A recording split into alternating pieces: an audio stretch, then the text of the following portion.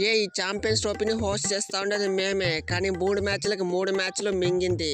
At least ఆ బంగ్లాదేశ్ తవన్నా గెలుద్దాం అనుకోండి, వానొచ్చి అంతా నాశనం చేసేసా.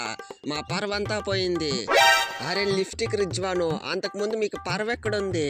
ప్రతిసారి మింగుదాం వస్తారో మింగించుకోపోతారు. మీ పాకిస్తాన్ గురించి అందరికీ తెలుసులే.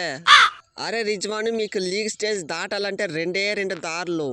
ఇండియా ఉండే గ్రూప్లో మీరు ఉండకూడదు, లేదా మీరుండే గ్రూప్లో 3 టీంలు జింబాంబేనే ఉండాలా. అప్పుడే మీరు సెమీస్కి పోతారు, ఫైనల్కి పోతారు. అన్నాదంకా మీరైతే అస్సామే. మాకైతే ప్రతిసారి కామన్ అయిపోయింది. లీగ్ స్టార్ దాటేది, సెమీస్లో ఫైనల్స్లో దొబ్బుకొని ఇంటికి వచ్చేసేది. ఇదైతే అలవాటుగా మారిపోయింది. ఒక్కసారైనా ఫైనల్ కప్ కొడదామంటే అవ్వట్లేదు. అరే బహుమ బ్రో, నువ్వే కాదు, మాది కూడా సేమ్ సిచ్యువేషన్. ప్రతిసారి సెమీస్ లో ఫైనల్స్ లో ఇంటికి వచ్చేసి, అట్లాంటిది ఈసారి సెమీస్ లో అయితే 2 అన్లక్కీ టీంలో మీరు మాకి పడింది. మేమైతే గెలిచిన ఫైనల్కి పోయాం. బాధపడకండి. మేము కూడా సెమీఫైనల్కి వచ్చిన. బి గ్రేడ్ బౌలింగ్ పెట్టుకొని, స్టార్క్ లేదు, కమిన్స్ లేదు, హేజల్వుడ్ లేదు, స్టోయినిస్ లేదు, మార్స్ లేదు. ఇంతమంది లేకపోయినా కూడా మేమైతే సెమీస్కి వచ్చామంటే మా పవర్ అర్థం చేసుకోండి. మేము సెమీస్లో కూడా గెలిచిందము. హెడ్ గార్డ్ కనుక ఇంకొక హాఫ్ అవర్ ఉండింటే ఏం చేసేది. ఈసారి అయితే సెమీస్లో ఇంటికి రావాల్సి వచ్చింది. మా టీంలోకి అయితే పక్క సింధూర్ కొనేసింది. ప్రతిసారి ఆఫ్ఘనిస్తాన్తో ఓడిపోవడమేంది మరి చీప్గా. ముందు ఇంగ్లాండ్ అంటే ఎట్లుంటా ఉంటది, ఒక పవర్, ఒక విజన్.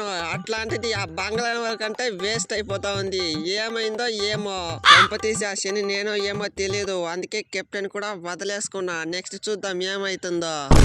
అరే బట్లర్ బ్రో, ఆ శని అయితే నువ్వు కాదు, మన టీంలో ఓపెనర్ గా వస్తున్న సాల్ట్ గాడు. వాడైతే ఒక మ్యాచ్ అంటే ఒక మ్యాచ్ కూడా సరిగా ఆడతలేదు. వాడి నుంచినే మ్యాచ్లు మింగింది. అనుకున్న అటు తిరిగి ఇటు తిరిగి నా దగ్గరే వస్తారనేసి. మీరు కనుక ఎక్కువ చేసినా అంటే నేను ఇంగ్లాండ్ టీం నుంచి క్విట్ అయిపోతా. నేనైతే ఆర్సీబీకి ఆడుకొని మ్యాచ్లు గెలిపించుకుంటాం, కప్పు కొడతాం. లాస్ట్ కి స్మిత్ కూడా రిటైర్మెంట్ ఇచ్చేసా. ఈ రహీం కూడా రిటైర్మెంట్ ఇచ్చేస్తా ఉన్నాడు. అరే రహీం బ్రో, నిన్నైతే నేను అంగన్వాడీ నుండి చూస్తున్నా, నువ్వైతే రిటైర్మెంట్ అయ్యలేదు, క్రికెట్ ఆడుతూనే ఉంటావు. అట్లాంటిది ఇప్పుడు నేను కూడా ఇంటర్నేషనల్ క్రికెట్ లోకి ఎంట్రీ ఇచ్చేసా. నువ్వైతే ఇప్పుడు రిటైర్మెంట్ ఇస్తా ఉండవు. బంగ్లాదేశ్ అసలైన పులివు నువ్వే.